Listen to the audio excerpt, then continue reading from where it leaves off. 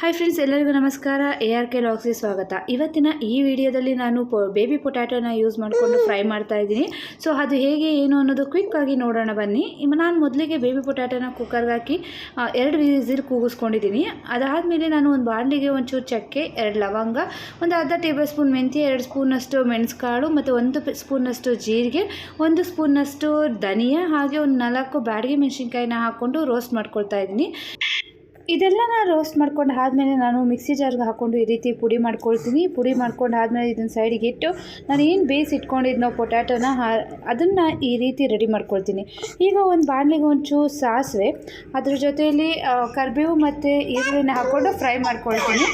ಈರುಳ್ಳಿ ಕೆಂಬಣ್ಣ ಬಂದು ಆದಮೇಲೆ ಬೇಬಿ ಪೊಟ್ಯಾಟೋನ ಹಾಕ್ಕೊಂಡು ಅದರ ಜೊತೆ ಒಂದು 1/4 ಟೇಬಲ್ ಸ್ಪೂನ್ನಷ್ಟು ಅರಿಶಿನ ಹಾಕ್ಕೊಂಡು ಫ್ರೈ ಮಾಡ್ಕೊಳ್ಬೇಕಾಗುತ್ತೆ.